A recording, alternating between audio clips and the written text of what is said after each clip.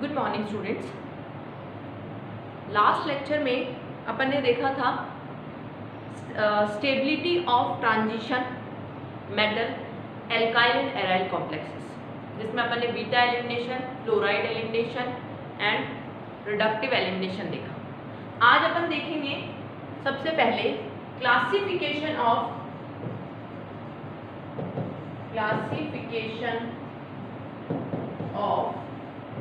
Transition metal aryl या फिर alkyl. Classification में देखो, सबसे पहले देखेंगे एक टर्म यूज की जाती है होमोलैप्टिक।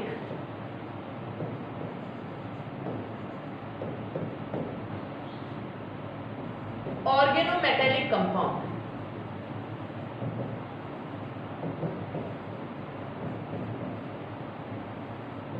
ठीक है, ये वो कंपाउंड्स होते हैं, वो ऑर्गेनोमेटेलिक ट्रांजिशन मेटल कॉम्प्लेक्सेस होते हैं जिसमें सारे लिगेंड्स एक ही तरह के हों। जब सभी लिगेंड्स एक तरह के होते हैं तो हम बोलते हैं homoleptic organometallic compound. Example WCH3 tungsten का ये एल्काइल कॉम्प्लेक्स, इसमें सारे लिगेंड एल्काइल ही हैं और कोई डिफरेंट लिगेंड नहीं है, तो ये कैसा हो गया? Homoleptic organometallic compound. दूसरा होता है हेटेरोलैप्टिक ऑर्गेनोमेटेलिक कंपाउंड।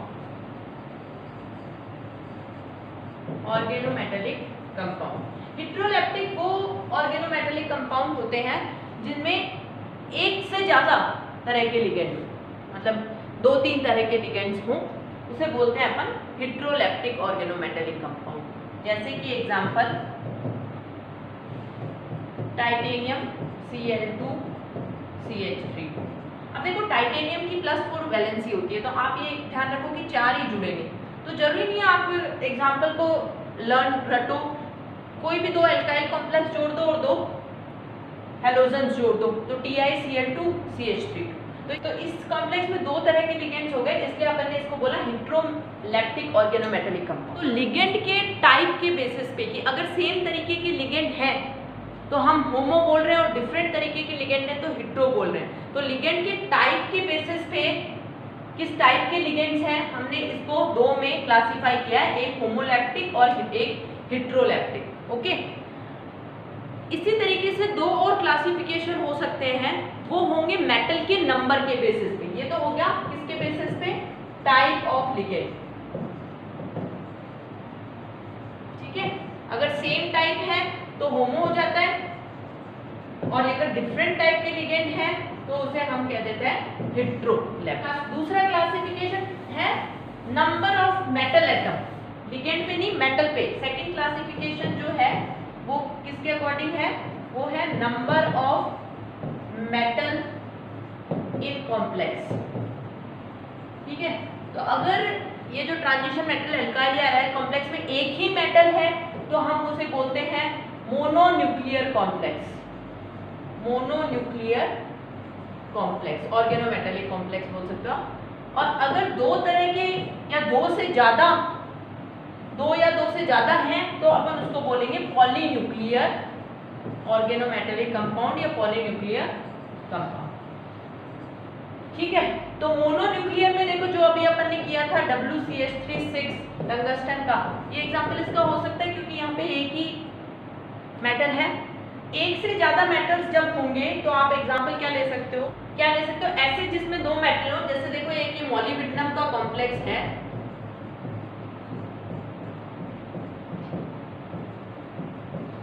ये 4 इसमें सिलिकॉन के जुड़े हुए CH2SiMe3। ठीक है, ऐसे इधर 3 जुड़ जाएंगे। तो ये जो कॉम्प्लेक्स है इसमें 2 मेटल एटम है, इसलिए इसको हम बोलेंगे पॉलीन्यूक्लियर कॉम्प्लेक्स। और एक ही तरह का मेटल होगा तो हम बोलेंगे mononuclear complex.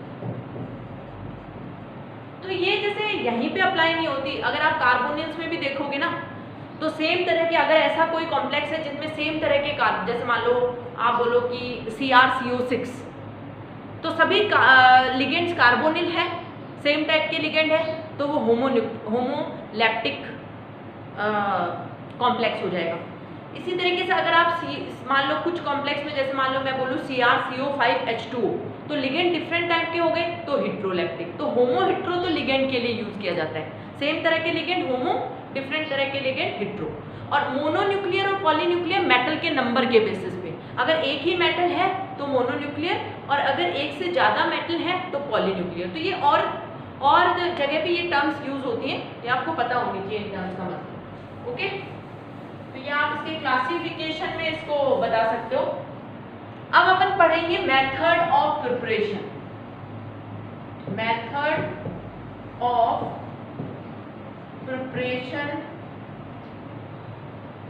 Of transition metal, transition metal alkyl and aryl complexes.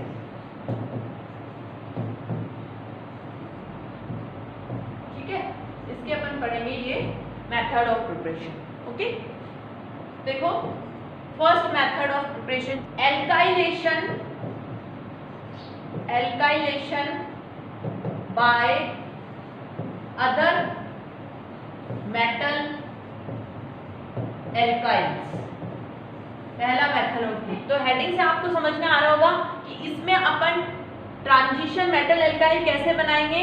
Upon other metal एल्काइल्स लेंगे। अदर मेटल एल्काइल में जैसे आप S ब्लॉक वाले ले लो, RMgX ले लो, RLi ले लो, तो उनका जो R है वो हटके और ट्रांजिशन मेटल वाले के साथ लग जाए। तो लेते कैसे हैं अपन इसमें देखो ट्रांजिशन मेटल, जैसे मान लो टाइटेनियम अगर आपने लिया तो ट्रांजिशन मेटल का तो ले लेते हैं एल्काइल हैलाइड, जैसे अभी अपन ने टाइटेनियम क्लोराइड लिया है, ठीक है। और फिर इसकी रिएक्शन आप किसी और एल्काइल हैलाइड के साथ करा दो, जैसे कि ये एक एल्काइल हैलाइड है, इसके साथ अगर अपन इसकी रिएक्शन करवा दें तो इसके भी चार ले लेते हैं, क्योंकि टाइटेनियम के साथ चार जुड़ सकते हैं। तो अब क्या होगा देखो, तो अब Ti और ये तो इसके साथ आ जाएगा, ये जो एल्काइल यूनिट है वो तो टाइटेनियम के साथ जुड़ जाएगी, CH2 C6H5 4, ठीक है। और क्या रह जाएगा MgCl2 और 4, देखो 4 Mg तो ये रह गए और 4 Cl लिया, अगर 4 8 निकल गए तो 4 MgCl2 निकल गया और ये अपना कॉम्प्लेक्स बन गया। तो हुआ कैसे, एल्काइलेशन किया इसका bye other metal alkyl. Other metal alkyl ये ले लिए जो कि S ब्लॉक का है, मैग्नीशियम, ठीक है। तो वहां उस वाले मेटल एल्काइल से इसका एल्काइलेशन करके हमने ये ट्रांजिशन मेटल एल्काइल कॉम्प्लेक्स बना लिया, ठीक है।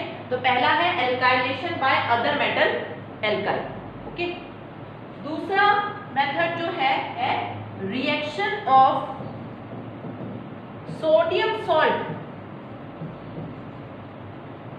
Sodium salt of anion complex with alkyl halide. इसको मैं हटा देती हूँ, ये अपने यहाँ आया था MgCl2 4। Reaction of sodium salt of anion complex with alkyl halide, alkyl halide, ठीक है। तो इसमें अपन क्या करते हैं, इसमें अपन एक ऐसा कॉम्प्लेक्स लेते हैं, एनायनिक कॉम्प्लेक्स लेते हैं, sodium salt of anion complex. ये देखो जैसे मान लो मैं ये Na+ और ये मैंने एक कॉम्प्लेक्स लिया MnCO4-, तो ये हो गया सोडियम सॉल्ट ऑफ एनायन। तो अपन ने ये ले लिया sodium salt of anionic complex. इसकी रिएक्शन देखो विद किसके साथ होगी, एल्काइल हैलाइड के साथ, किसी भी एक एल्काइल हैलाइड के साथ इसकी रिएक्शन करा दो। देखो ऑलमोस्ट आपको पता होना चाहिए अपन कर रहे क्या है, अपन ऐसे कॉम्प्लेक्स बनाने हैं जिसमें ट्रांजिशन मेटल्स, जो डी ब्लॉक के मेटल्स हैं, वो किसी एल्काइल ग्रुप के साथ जुड़े हुए हो, तभी तो ट्रांजिशन मेटल एल्काइल कॉम्प्लेक्स होगा। तो ये देखो ये एल्काइल, ये ट्रांजिशन मेटल का कॉम्प्लेक्स तो है लेकिन कार्बोनिल है, एल्काइल है ही नहीं। तो अब एल्काइल इस CH3 से जुड़ जाएगा, तो यहाँ पे क्या होगा, ये इस पे अटैक करेगा और I क्या होगा, निकल जाएगा। तो कॉम्प्लेक्स बन जाएगा ट्रांजिशन मेटल एल्काइल कॉम्प्लेक्स। और ये कौन सी रिएक्शन हो गई, ये रिएक्शन हो गई SN2 हो गई, क्योंकि बैक साइड अटैक हो रहा है। और यहाँ पे देखो क्या बनेगा, MnCO5CH3, ये बन जाएगा एक ट्रांजिशन मेटल एल्काइल कॉम्प्लेक्स। और क्या निकल जाएगा, NaR, सोडियम जो है वो इस हाइड्राइड के साथ रिएक्शन कर जाएगा। तो ये दो प्रिपरेशन हो गई है अपनी,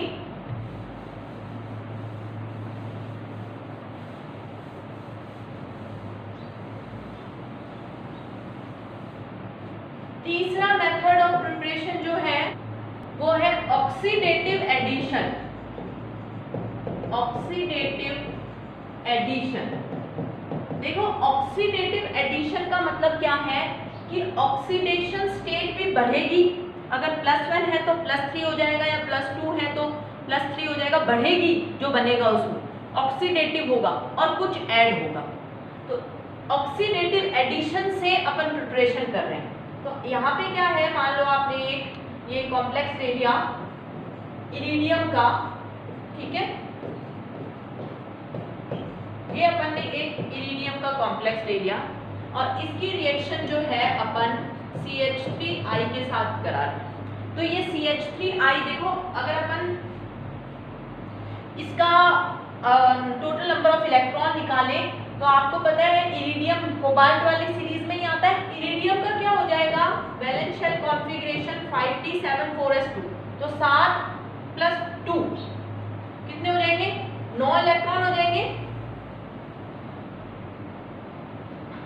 9 इलेक्ट्रॉन हो जाएंगे। तो देखो 9 इलेक्ट्रॉन तो इरिडियम के, ये एक ट्राइफिनाइल फॉस्फीन है, ये ट्राइफिनाइल PH3 के लिए और P फॉस्फीन ट्राइफिनाइल फॉस्फीन 2 देगा, दो इलेक्ट्रॉन देगा, तो 2 4 देंगे, 4 इलेक्ट्रॉन, ठीक है।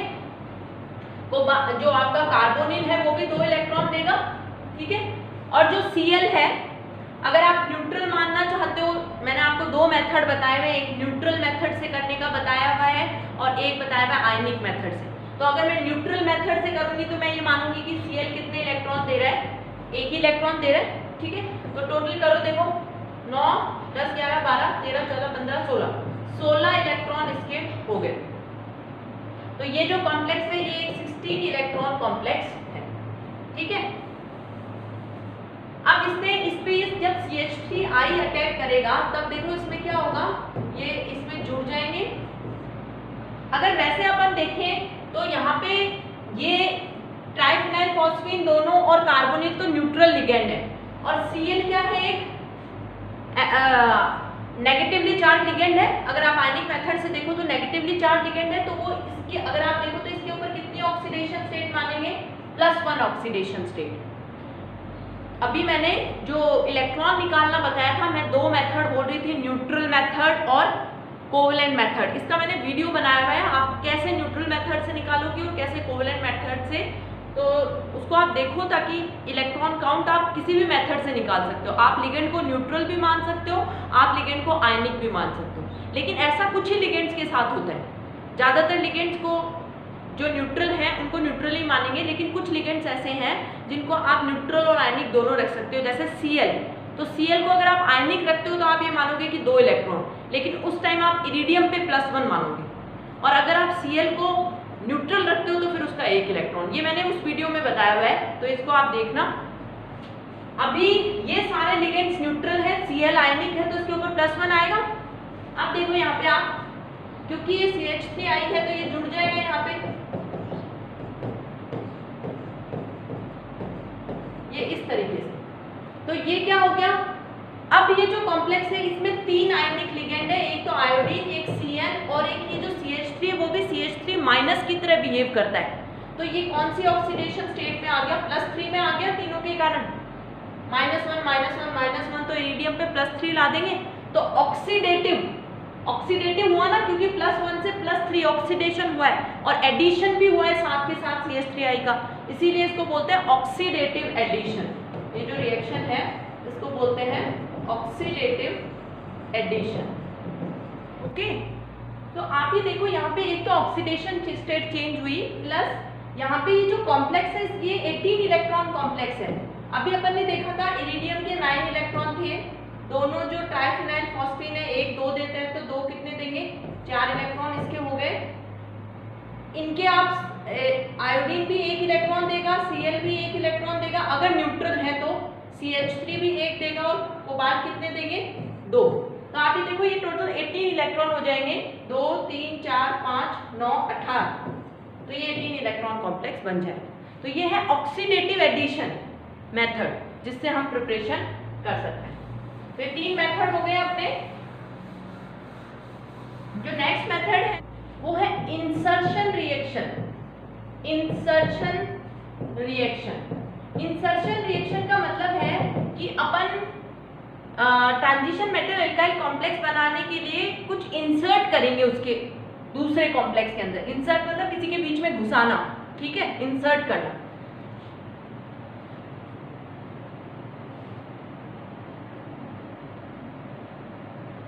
जैसे कि देखो आप, जैसे मान लो ये जर्नल एग्जांपल ले रही हूँ कि ये कॉम्प्लेक्स है लिगेंड, ये लिगेंड है मेटल, प्लस हमने इसकी रिएक्शन कराई इथीन के साथ। तो ये जो इथीन है ये यहाँ पे इंसर्ट हो जाएगा, इंसर्ट हो जाएगा। तो यहाँ पे देखो जब इंसर्ट होगा तो ये CH2 CH3, ये वाला CH2 तो मेटल से जुड़ जाएगा और ये H इस बॉन्ड के बीच में ये इंसर्ट हो जाएगा CH2 CH3 इस तरीके से, ओके। प्लस एक इंसर्शन कैसे हो सकता है, जैसे मान लो यही अपन ने लिया और ये डायएजोमीथेन, डायएजो इसके लिए आया है और मीथेन, ये भी इंसर्ट हो जाता है। तो जब ये इंसर्ट होता है, ये CH2 इसके अंदर इंसर्ट होता है और क्या बन जाता है, ये इस तरह का मॉलिक्यूल बन जाता है। तो CH2 जाएगा तो H यहीं रहेगा तो CH3 बन जाएगा। तो ये हो गई इंसर्शन रिएक्शन। तो ये देखो, अगर आप जैसे देखो इसका मैं एग्जांपल बता रही हूँ, अगर आप एक प्लैटिनम कॉम्प्लेक्स का एग्जांपल लो,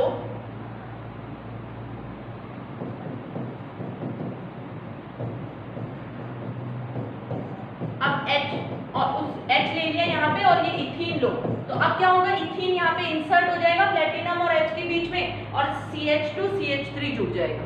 तो ये कॉमन मैंने बताया है, ये मॉलिक्यूल इंसर्ट हो जाते हैं मेटल हाइड्रोजन बॉन्ड के अंदर, इथीन या डायएजोमीथेन ऐसे। तो इस तरह से भी अपन प्रिपरेशन कर सकते हैं। ये हो गई इंसर्शन रिएक्शन।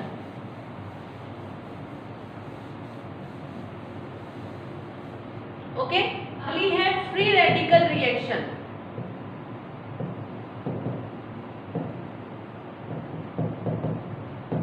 देखो फ्री रेडिकल रिएक्शन में कुछ कंडीशंस हैं जो जरूरी है। पहला तो इसमें जो कॉम्प्लेक्स आप लोगे, जो रिएक्टेंट आप लोगे, उसमें आपको एक कॉम्प्लेक्स लेना पड़ेगा। वो कॉम्प्लेक्स पैरामैग्नेटिक होना चाहिए। आपको एक paramagnetic complex as a reactant लेना पड़ेगा। पैरामैग्नेटिक कॉम्प्लेक्स जिसमें कि अनपेयर्ड इलेक्ट्रॉन हो, ठीक है। प्लस इस कॉम्प्लेक्स के अंदर जो लिगेंड है वो लिगेंड लेबाइल होने चाहिए। लेबाइल लिगेंड वो होते हैं जो आराम से रिएक्शन में पार्टिसिपेट करते हैं, उनको अपन रिप्लेस भी कर सकते हैं दूसरे लिगेंड से।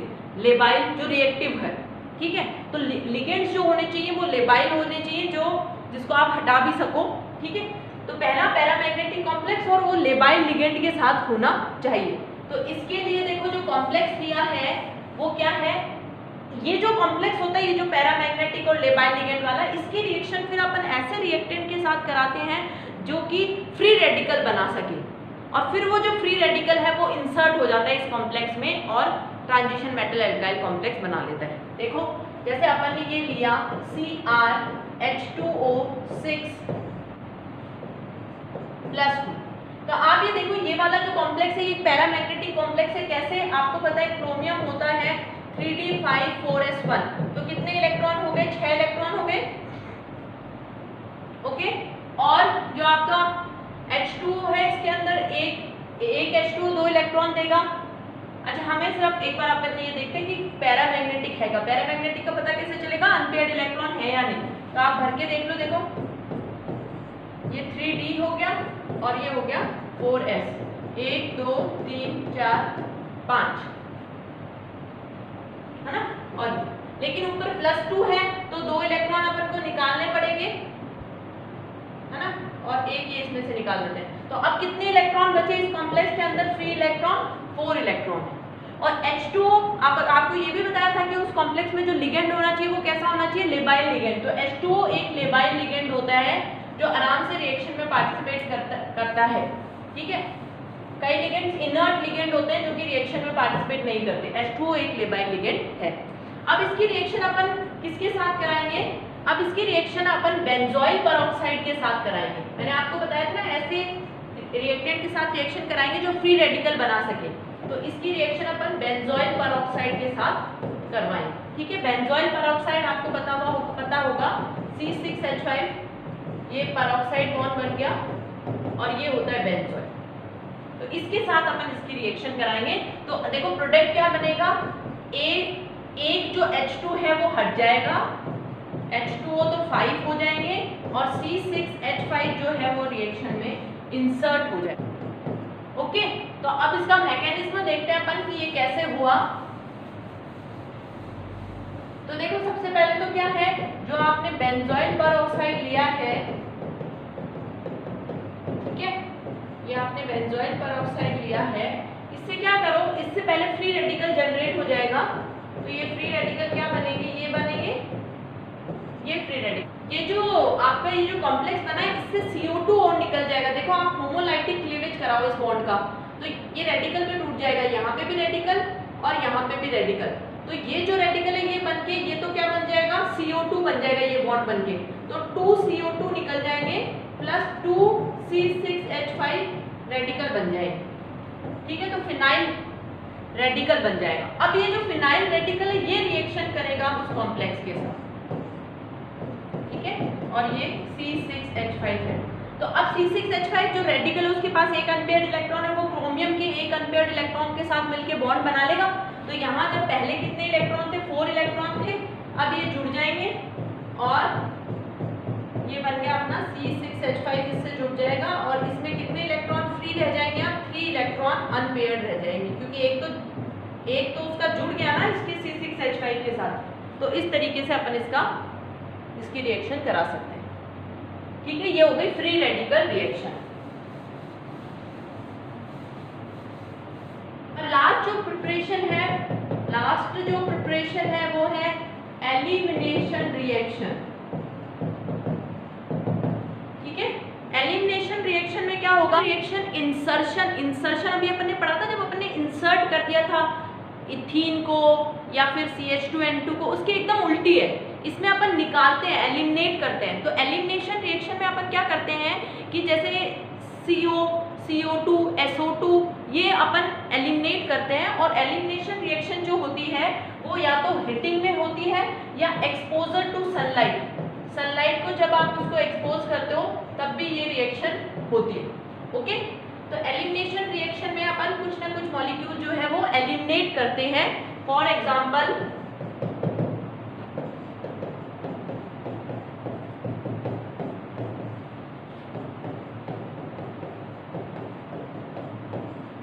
तो यहाँ पे क्या होगा, जब इस कॉम्प्लेक्स की रिएक्शन अपन लाइट में करवाएंगे, H2 मतलब सनलाइट में कराएंगे, तो अभी तक देखो डायरेक्ट कोई भी मेटल एल्काइल बॉन्ड नहीं है। ट्रांजिशन मेटल और किसी कार्बन मिथाइल इथाइल या एराइल ग्रुप के साथ बॉन्ड होनी चाहिए, तभी तो ट्रांजिशन मेटल एल्काइल या एराइल कॉम्प्लेक्स बनेगा। तो वो कैसे हो सकती है, देखो इसके साथ बनेगी नहीं, ये जो है C5H5 या तो इसके साथ बने या इस C6H5 के साथ बने, इसके साथ भी बन सकती है और इसके साथ। तो होता क्या है, इस लाइट की प्रेजेंस में ये CO निकल जाता है और मेटल जो है वो डायरेक्टली C6H5 के साथ कनेक्ट हो जाता है, ओके। तो इस तरह से होती है ये रिएक्शन। आप ये एक एग्जांपल दे सकते हो एलिमिनेशन रिएक्शन का कि एक आप बेंजोइल क्लोराइड ले लो, बेंजोइल ले लो C6H5CO और फिर CO को एलिमिनेट करके ये बताओ कि डायरेक्ट बॉन्ड C6H5 के साथ बन रही है। जैसे ये CO एलिमिनेट हो गया तो अब ये डायरेक्ट बॉन्डिंग हो गई, तो मेटल एराइल कॉम्प्लेक्स बन गया। तो ये मेथड हो गया एलिमिनेशन रिएक्शन का, ओके। तो ये आज अपने मेथड ऑफ प्रिपरेशन पूरे हो गए हैं। नेक्स्ट क्लास में अपन इसके रिएक्शंस के बारे में पढ़ेंगे, ट्रांजिशन मेटल एराइल और एल्काइल कॉम्प्लेक्सेस। Thank you.